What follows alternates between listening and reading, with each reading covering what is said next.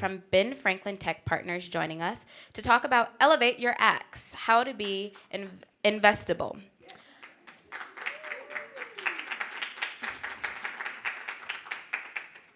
Margaret is the Vice President of Strategic Initiatives at Ben Franklin Tech Partners of Southeastern Pennsylvania, the venture development organization nationally ranked among the most active seed and early stage investors.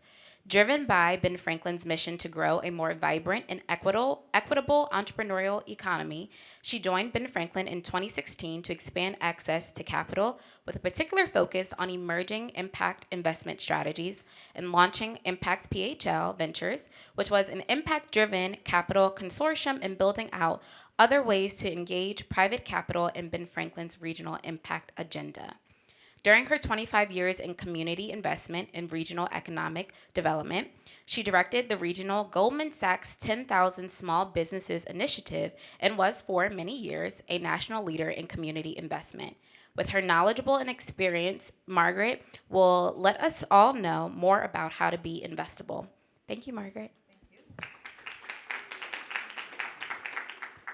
You're just not ready.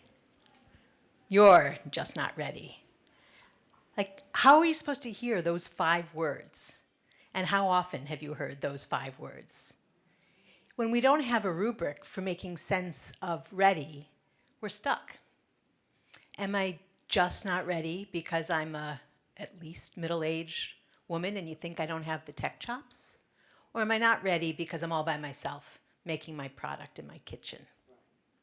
I need to hear both of those. I could have quoted Socrates, but instead I can quote Tanya and remind us that we need to know ourselves, and that's where wisdom comes. And so that's really what it takes to become investable, is to start from that. I'm so delighted to go after Tanya and Kritika and Rose because their comments are exactly on point. For the moment, because we only have a few minutes together while I'm up here, I'm going to put aside the mama elephant in the room and put aside the fact that it's really hard. Investment is not easy. The data shows us that particularly teams that are only women founders still get an abysmal portion of investment capital. Teams that are only women founders and are people of color get a fractional portion of that. And bias exists. Whether women or men are investing, women and men have bias. And we have to figure those things out too.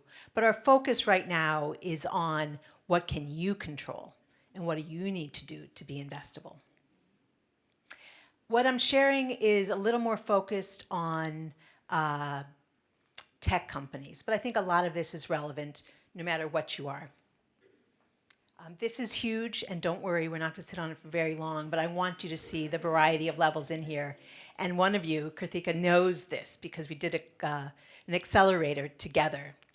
There are 9 elements, and Kritika was speaking of it when she just told you what it takes to grow her business. There are 9 elements of your business, and in each of these, you go from the very beginning to mature. And assess yourself on this. This is a tool that another organization, Village Capital, created that I like very much. You can find it at abaca.app. And you can just, on a glider, assess yourself. This is a little simpler. You know, how is your team? When I met Kritika, her team was herself. And she just very clearly characterized how she went from a level 0 or 1 and moved her way up in her investability. Do you understand the problem and do you have a clear vision? And how are you at progressing along that? Do you have a real value proposition? All of these are the very same points that Rose was saying you expect to see in a deck. But you can only put it in a deck if you have it in your core. Back to what Tanya was saying about knowing your mission and knowing what your business is about. And to the interests of investors. What's the size of this market? Can you grow this up, and is there a way to exit? Not every kind of investment, not every kind of capital requires exit, but venture capital, very specifically, is looking for its way out. We're going to do office hours after this plenary session breaks. Somebody from the Women's Opportunity Resource Center can talk about microloans. My colleague Julie and I will happily talk about investment. But you got to get creative on what capital means for your company. Not everybody is looking for venture investment. The power of non-dilutive capital is incredible. And that is also the area where often women and certainly BIPOC founders are often at a disservice. You got to find it from somewhere. And so let's get creative in thinking about what this is. I really wanted to land on the point that you're never too early and doors are open to you. One of the challenges we find is that people think that the doors aren't open for them, that they're there for somebody else. Some of you are very persistent, and it serves you wonderfully well. Financial relationships are relationships, so talk to people now. Do you know a bank?